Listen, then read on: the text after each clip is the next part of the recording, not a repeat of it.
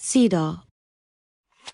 The Convention on the Elimination of All Forms of Discrimination Against Women is an international human rights treaty that focuses on women's rights and women's issues worldwide. It follows the following three principles: substantive equality, non-discrimination, and state obligation.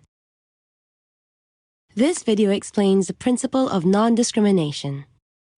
Most countries around the world have signed the Cedaw Convention. This means that they have given their commitment to respect, protect, promote, and fulfill the rights of women in their respective countries. However, discrimination still exists in many countries, both directly and indirectly. Many countries practice nationality laws that directly discriminate against women and children. For example, fathers are allowed by law to transfer their citizenship to their children, but mothers cannot. Without citizenship, the child is excluded from healthcare, education, and other services offered to citizens. Indirect discrimination comes from gender-neutral laws and policies, which seem to give equal opportunities and access to both men and women. But in practice, women are disadvantaged due to historical discrimination caused by the patriarchal system. For example, a newspaper company is hiring an editor and invites both men and women reporters to apply, on condition that the candidate must have served in all the different news desks before. But this indirectly disqualifies all the women reporters, as there is another policy that disallows women from serving on the crime desk due to the high risk involved. As a result, no women can apply for the job.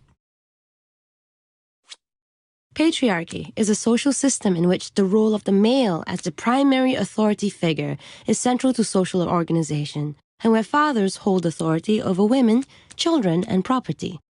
It implies the institution of male rule and privilege, and is dependent on female subordination. In the patriarchy system, male traits are more valued than female traits. For example, you will often hear boys and men being told not to be a girl. This happens because patriarchy views womanhood as weakness, and it is valued less compared to men. In many countries, women face obstacles due to cultural and religious practices. As a result of these beliefs and practices, women have suffered historical discrimination. For example, female genital mutilation, a practice where part of the female genitalia is cut or disfigured, has been defended as a religious responsibility or a traditional passage to womanhood. However, it has been proven that unlike male circumcision, female genital mutilation offers no benefits to the women and can cause medical complications and in some cases results in death. It is important to keep in mind that non-discrimination for women must exist in de jure and de facto. De jure means of law, and de facto means of fact, meaning what is actually happening in reality. For example, there is a fish farm project in the village of Loma. The policy states that it would provide equal opportunities to women and men to become farmers and better their livelihoods. All parts of training will be available to everybody. But one of the conditions states that applicants must have some farmland to work in. During implementation, no women participated.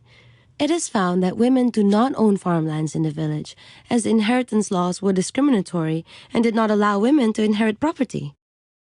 The local culture also prohibits women to control or access family income or assets, including their husbands' farms.